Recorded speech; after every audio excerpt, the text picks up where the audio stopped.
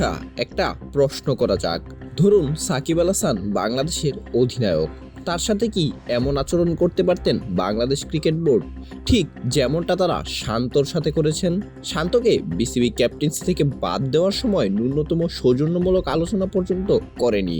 একজন রানিং ক্যাপ্টেনের অবশ্যই জানার অধিকার আছে কেন তাকে সরানো হচ্ছে, কিংবা কারণও দেখানো হয়। সেখানে কারণ তো দূরেরই কথা, শান্তকে জানানোই হলো না কেন তাকে ক্যাপ্টেন্সি থেকে সরানো হয়েছে। Bangladesh cricket board press release করে দেওয়ার পর রানিং ক্যাপ্টেন জানে সে আর অধিনায়ক নেই।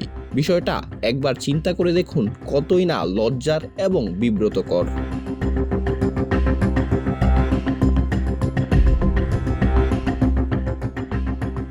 এমন অপেশাদারিত্ব কি কখনো কোনো টেস্ট নেশনগুলোর থেকে আপনি ইতিপূর্বে দেখেছেন? একবার চিন্তা করুন, সাকিব আল হাসান আজ বাংলাদেশের অধিনায়ক শান্তর জায়গায়, ঠিক তার সাথে কি এই আচরণগুলো বাংলাদেশ ক্রিকেট বোর্ড করতে পারতেন?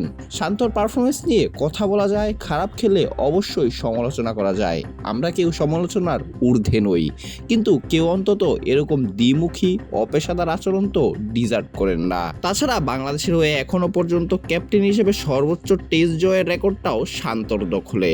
নিউজিল্যান্ডে গিয়ে নিউজিল্যান্ডকে হারানো, পাকিস্তানে গিয়ে পাকিস্তানকে হারানো, এগুলো সব এসেছে শান্তর অধীনেই। তাছাড়াও আরেকটা জিনিস খেয়াল করে দেখবেন, মমিনুল ইসলামকে বলা হয় বাংলাদেশের টেস্টে ডন ব্র্যাডম্যান, অথচ সেই মমিনুল থেকে শান্তর পারফরমেন্স হাজার গুণ ভালো। 2022 থেকে হিসাব করলে যেখানে মমিনুলের এভারেজ 28-এর মতো, সেখানে শান্তর এভারেজ 33-এরও ওপরে। শান্তর সেঞ্চুরি 5টি, বিপরীতে মমিনুলের টেস্ট সেঞ্চুরি মাত্র 2টি।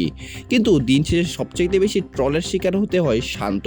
তাহলে তো ওটা বলাই দেয় কেন এই ধরনের বৈষম্য। আজ শান্তর সাথে এমন করেছে ক্রিকেট বোর্ড, কাল যে মিরাজের সাথে এরকম হবে না, তাকে না জানিয়ে ক্যাপ্টেন্সি থেকে বাদ দেওয়া হবে না, তার গ্যারান্টি কি কেউ দিতে পারবে? অঙ্কুর গমেজ, বিডি আর্কাইভ স্পোর্টস।